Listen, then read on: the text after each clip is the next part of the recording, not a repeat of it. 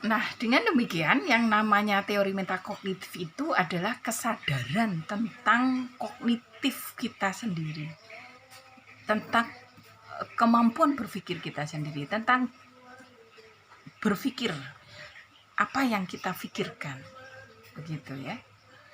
Sehingga ketika kita belajar, ini teman-teman, ini merupakan kemampuan high level banget ya. Mahasiswa saja terkadang seringnya belajar itu hanya sekedar mungkin gugur kewajiban, sehingga hanya sekedar pada level paham itu sudah bagus, tidak sampai pada level problem solving terhadap belajarnya.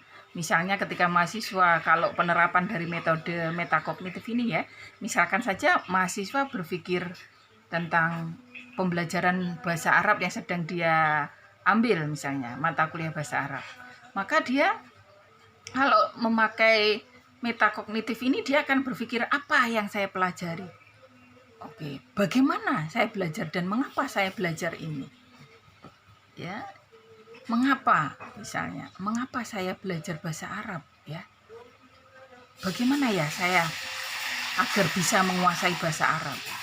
Misalkan apa yang sedang saya pelajari sekarang, oh, bahasa Arab ini bahasa yang sangat penting untuk saya lebih paham dengan agama saya, misalkan.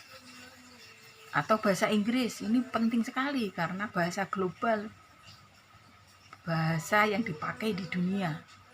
Terus mengapa saya belajar ini? Saya belajar apakah hanya untuk sekedar lulus, sekedar dapat nilai bagus? Oh tidak, tentu saya belajar ini supaya nanti kedepannya saya bisa berkomunikasi dengan siapapun di dunia ini. Ketika saya pergi kemanapun, saya merasa aman bisa berkomunikasi dengan siapapun karena orang-orang di dunia memakai bahasa ini.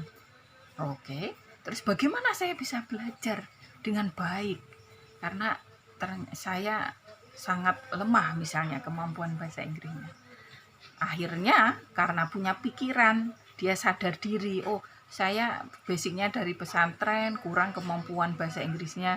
Maka dari situ dia akan berpikir cara bagaimana, apakah mendekati teman-teman yang pintar, membuat English Club, atau mungkin dia di saat liburan dia sisihkan waktu, uang, tenaga untuk pergi ke Paris untuk belajar bahasa Inggris, atau dia sering tuh nonton YouTube bahasa Inggris, news, English news, dan sebagainya.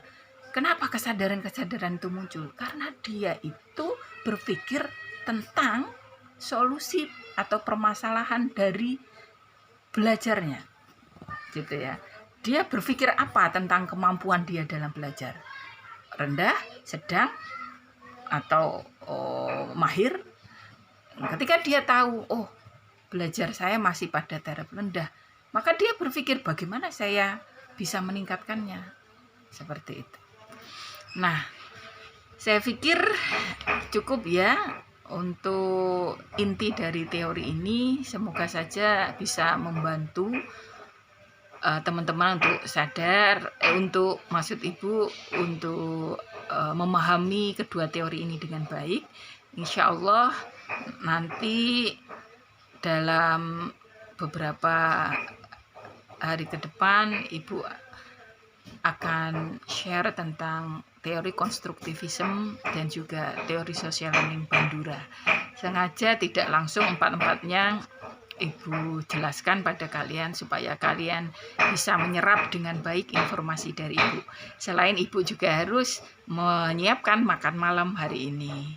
Ya, terima kasih semua, jaga kesehatan ya. Saling mendoakan semoga kalian sehat, ibu sehat, dan kita dipertemukan lagi dalam pembelajaran yang selanjutnya.